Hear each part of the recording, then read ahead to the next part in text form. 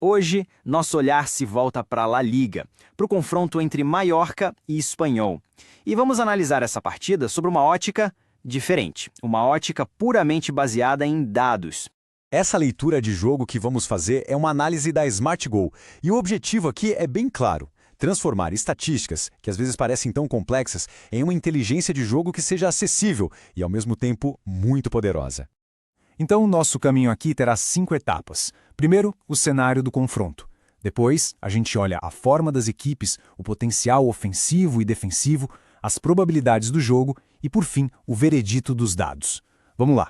Muito bem, para a gente entender o peso real desta partida, o ponto de partida é sempre o mesmo, não é? A tabela da competição. E olha só, a primeira impressão aqui é bem clara.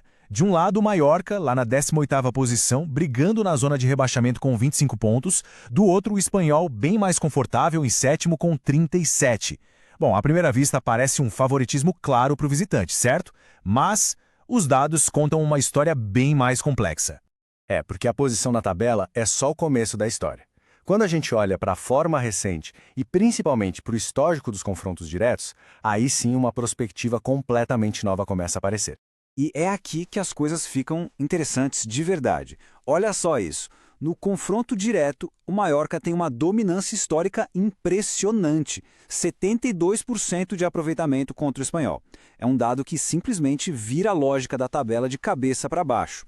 E a fase recente? Bom, aqui as duas equipes não vêm bem. A fase é ruim para ambos, só que o fator casa se mostra decisivo. O desempenho do Mallorca em casa é classificado como regular. Já o do Espanhol como visitante é ruim. E este é um ponto de desequilíbrio fundamental na nossa análise. Certo. Agora vamos analisar o que realmente move cada equipe: o ataque e a defesa. Onde é que estão as verdadeiras forças e as fraquezas de cada um? E olha só, no potencial ofensivo, mais uma surpresa. O nosso modelo de dados avalia o ataque do Mallorca como bom, superior ao ataque regular do Espanhol. Ou seja, apesar de estar lá embaixo na tabela, é a equipe da casa que na prática tem mais poder de fogo. E este ponto aqui, ele ilustra a situação de forma brilhante. A defesa do Espanhol é o grande ponto fraco, classificada como ruim.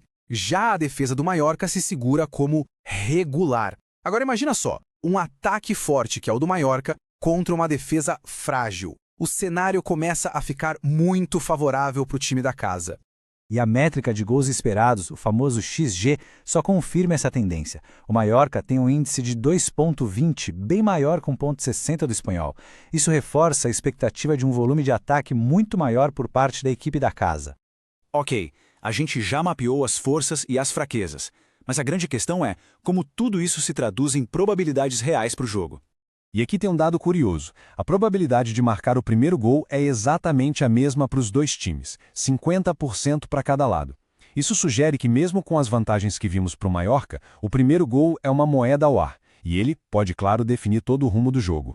No entanto, quando a gente fala da chance de uma vitória com mais folga, de uma goleada, aí o cenário muda completamente. O modelo mostra uma probabilidade de mais de 23% de uma goleada do Mallorca.